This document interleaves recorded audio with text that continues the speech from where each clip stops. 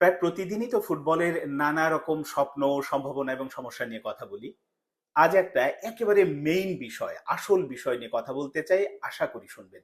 এবং এই বিষয়টাতে যদি শক্তিশালী বা মজবুত না করা যায়, না হওয়া যায়, তাহলে আমরা এই যে হামজা চৌধুরী, সামিদ সোমদের কেন্দ্র করে এক ধরনের উন্মাদনা তৈরি হয়েছে, একটা সম্ভাবনা তৈরি হয়েছে, এই সবকিছুই ভেস্তে যাবে বা কোনো কিছুই দীর্ঘমেয়াদী হবে না।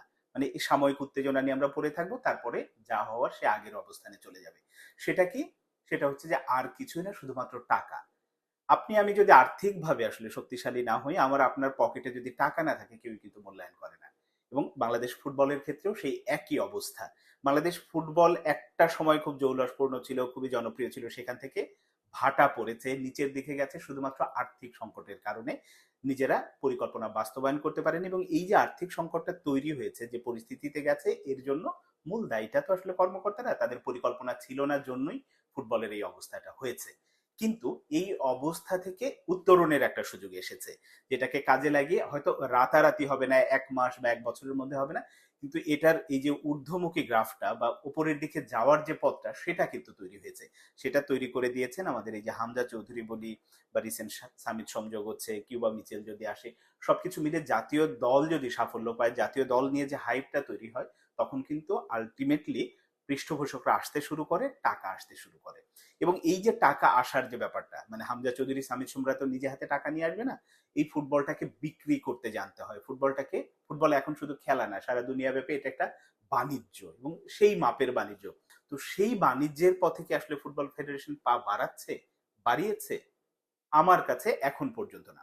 আপনি যদি হিসেব করেন যে বাংলাদেশ সিঙ্গাপুর আগামী 10ই জুন যে ম্যাচটা হবে, সাম্প্রতিক যদি 1.5-2 যুগের মধ্যে বলেন, ফুটবল ম্যাচকে কেন্দ্র করে এত বেশি আগ্রহ, এত বেশি আলোচনা কোনো ম্যাচকে কেন্দ্র করে হয়নি, এবং হচ্ছে এখনো। তো এই ম্যাচ বিক্রি আসলে যে অ্যামেচার পদ্ধতিতে ফুটবল ফেডারেশন করতে যাচ্ছে, শুধুমাত্র আত্মীয়তা রক্ষা, সম্পর্ক রক্ষা, এরকম একটা ব্যাপার থেকেই তারা এই কাজটা করতে যাচ্ছে।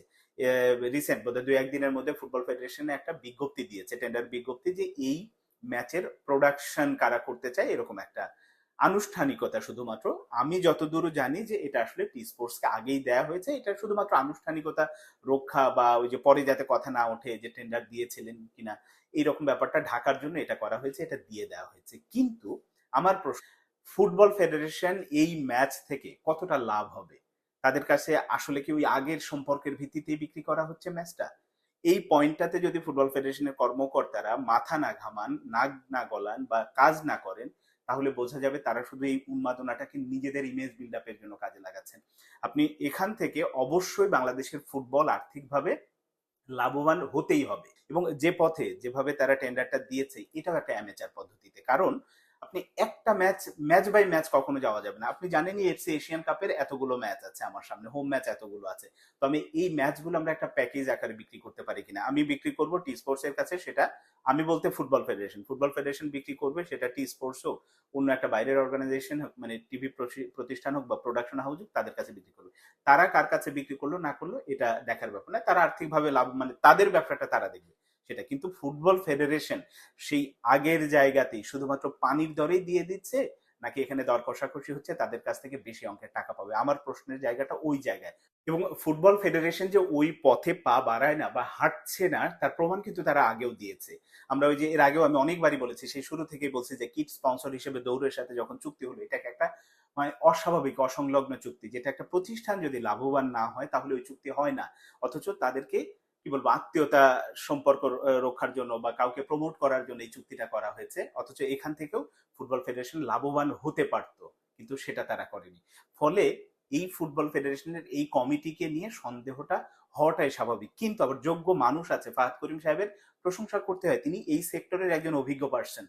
তিনি যদি বিক্রি করতে না পারেন, তিনি যদি উদ্যোগী না হন, তাহলে বোঝা যাবে ডাল মে কুছ কালা হয়, কিছু একটা সমস্যা আছে।